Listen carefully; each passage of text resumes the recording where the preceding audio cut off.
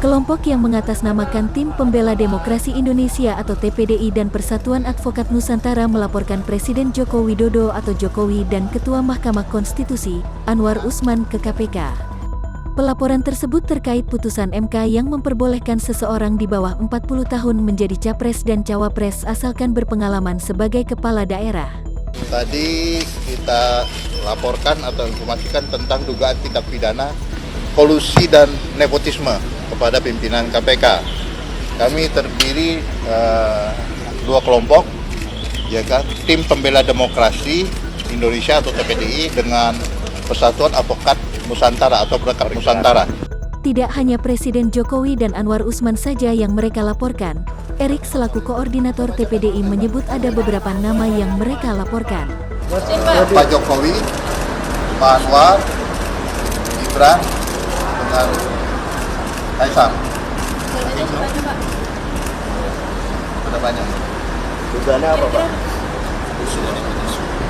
Kolusi nepotisme. Dugaan nepotisme ya, Pak ya? Ya, nanti kita jelaskan. Kita di dalam beberapa. Atas putusan MK tersebut justru menjadi sebuah polemik di masyarakat. Kontroversi tersebut lantaran MK dinilai memberikan jalan kepada Gibran Rakabuming Raka, putra Jokowi maju sebagai cawapres yang akan mendampingi Ketua Umum Gerindra Prabowo Subianto. Selain itu, Ketua MK Anwar Usman yang turut memutuskan gugatan syarat capres dan cawapres itu merupakan ipar Jokowi dan paman dari Gibran. Ya kan, kalau punya hubungan kekeluargaan, itu ketuanya majelisnya itu harus mengundurkan diri. Itu tegas. Tapi kenapa Ketua MK membiarkan dirinya tetap menjadi Ketua Majelis Hakim?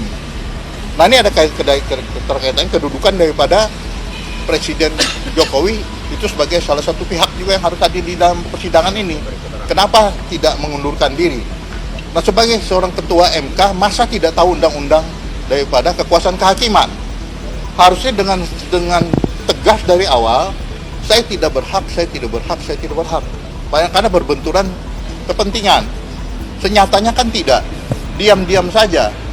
Lebih-lebih lagi adalah di sini Presiden Jokowi juga hadir itu dihadiri oleh kuasa hukumnya, tidak juga menyatakan meminta supaya Ketua MK, yaitu Ketua Majelis Hakim Pak Anwar itu mundur karena berbentur kepentingan.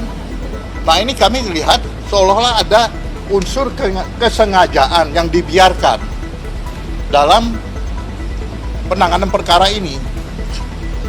Nah, itu yang kami lihat adalah dugaan kolusi nepotismenya antara Ketua MK sebagai Ketua Majelis Hakim dengan Presiden Jokowi dengan keponakannya Gibran juga keponakannya Kaisang. Itu intinya.